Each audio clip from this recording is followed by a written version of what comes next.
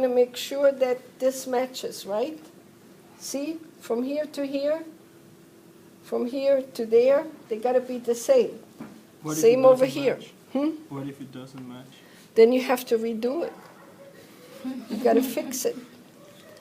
You got to fix it, because when you look at that jacket later on, it has to be the same.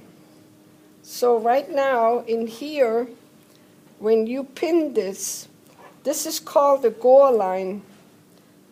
They have to be on top of each other, but what you're going to do is you're going to move the seam allowance from the top down like that, because again, this seam allowance cannot be sewn over.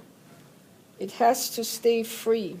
So you cannot sew over it. It has to be untouched. That's the whole idea. This whole corner, the seams have to be untouched, the seam allowances. So you push your pin right in here and in here. Make sure that these gore lines line up. And keep that out of the way. This is again a fat quarter. We use that number 1 stitch as a guideline. This is actually, when you mark it with the ruler, you're automatically making it see, like this has to line up, then you line these up. You push these down, push this down, push this down. It's a 2-step. You're doing it in 2 steps. We're going to put this right in here, line it up there. You come back out here, so they're on top of each other, next to each other. The gore line.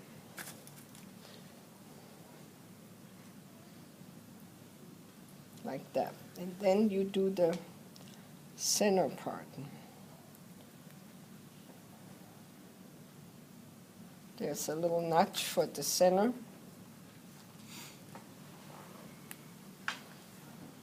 Now, if you feel insecure about your seam allowance, there is nothing wrong with using a ruler and marking it for yourself. I'm not against that at all. Just don't mark it in such a way that it's going to bleed through your fabric. That you don't want.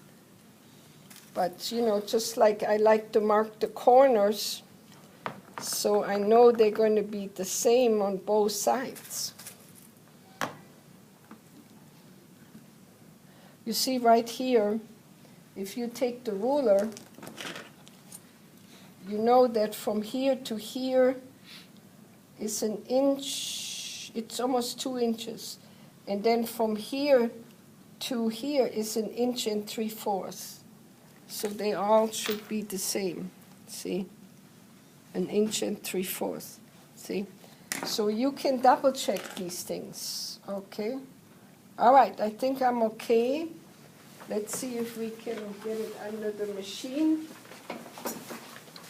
It doesn't really matter which side is on top and which is on the bottom, because I just happen to have the upper color on the top. It's easier because it doesn't stretch. The under color is biased. You might want to stay away from that one. Okay.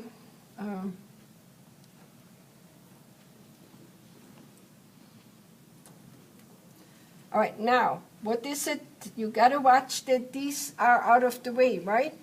Mm-hmm. Now, if you really, you can also take another pin, but then too many pins are just not really helpful either.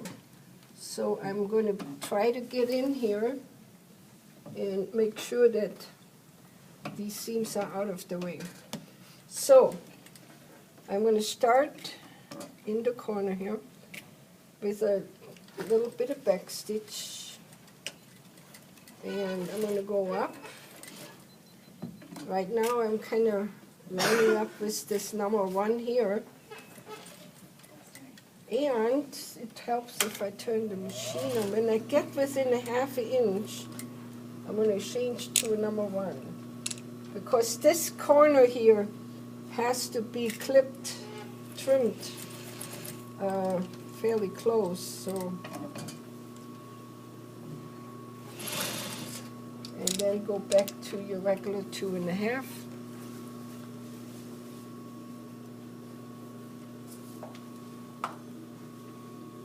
What happened? Okay. Gotta make sure these things line up.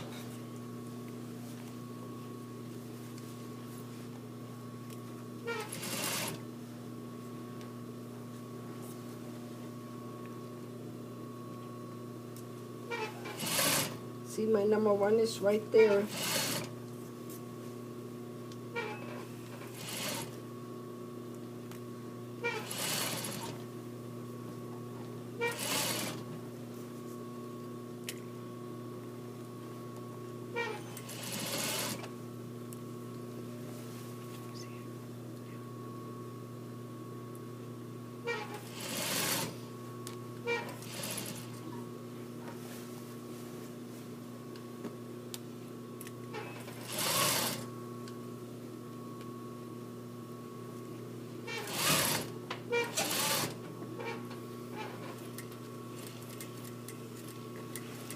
Okay, number 1, right?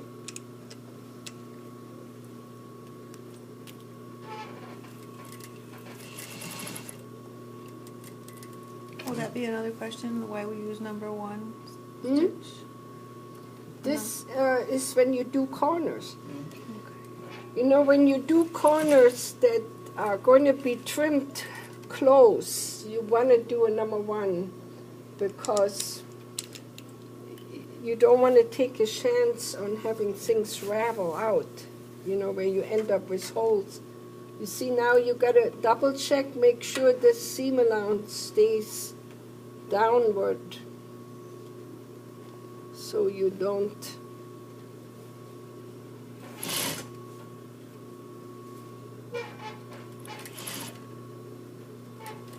just use your hand wheel, because in here it's because you have a couple different layers, it wants to kind of move.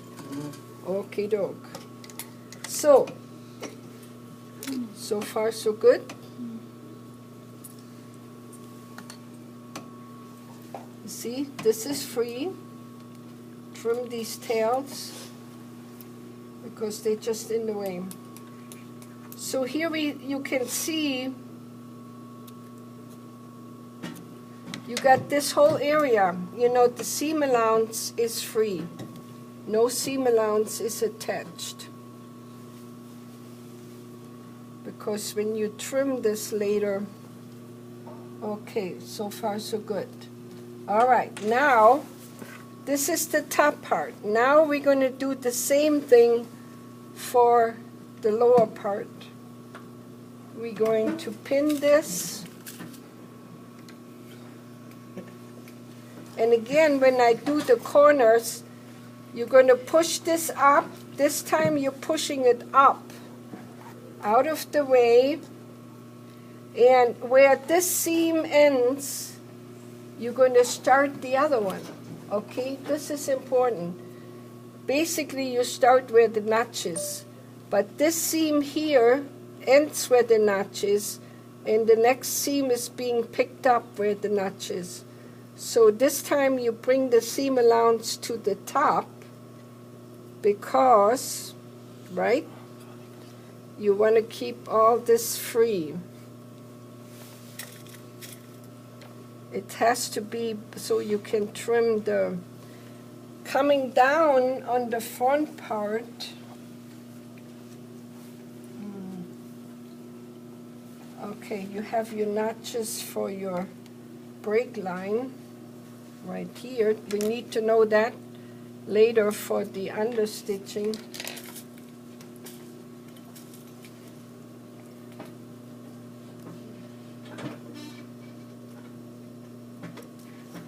And then the bottom part is the facing minus the hemline, remember? See? Now this seam down here, you're going to pivot on a 1/2 inch. So this seam down here is going to be a 1/2 inch because it's part of the hem. And you're also going to stop within a 1/2 inch of the finish. So this part here is not sewn down. That first 1/2 inch has to be open. Okay, it's part of your hem.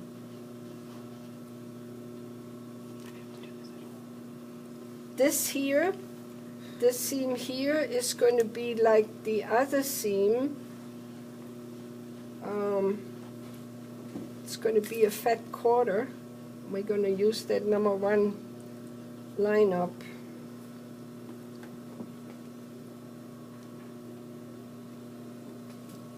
If there is a little ease, you just work it in. You don't want to have it stick out down here. You work it in. So That's where, you know, what's ease? you don't let things hang out and then cut them off. They meant to be worked in. So Guilty. that's, yeah, that's, I know that's always the easy solution. Oh, it's a little longer, just let me cut it. And then you're missing it the next time around, you're trying to do something and, oh, I'm short. What happened? Oh, I cut it off, yeah. So now in here, you have to remember that this seam here cannot be longer in than what this one is because you cannot overlap them, it won't turn. They have to meet.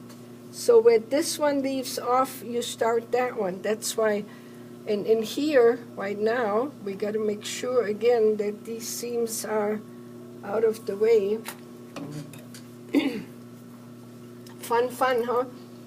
Yeah, this is welcome to the world of sewing because these are, you know, you're learning some of the trickier parts. All right, let me, sometimes you just have to say a little prayer. What happened? Are you okay? I have no idea. Yeah, I'm You good. just, you just We'll get somehow, yeah, I hope you can fix it. There's a, He's been fixing all kinds of things today. yeah, just let it be. There is, take it out because you broke a bearing or something there. Put too much weight on it. There we go. It looks good, Patrick. Too much weight on it. Again, when you come close to the corner here, you have to slow down and take a number 1. Now, you know, it doesn't have to be exactly like a 1/2 inch. Just the little area of the corner has to be covered. So when you get to trim all this stuff, you know, you're okay.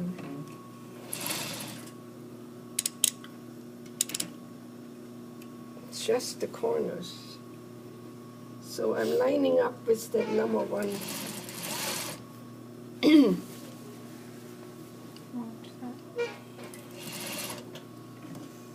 And again, this whole idea with sewing over pins, you got to be careful about that because sewing over pins is not good for the machine. It also can cut your threads when you're sewing line. And later on, when you're looking at your garment, you say, why are my seams coming loose?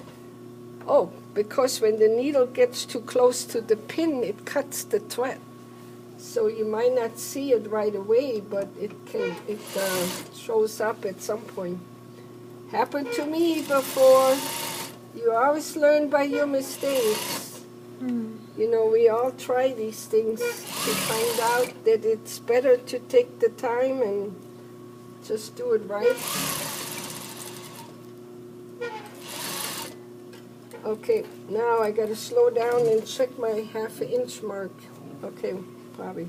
Oh, I should have went to, let me back up a touch and do a number 1 stitch for this too. So I'm talking and not paying attention. Okay, Let me double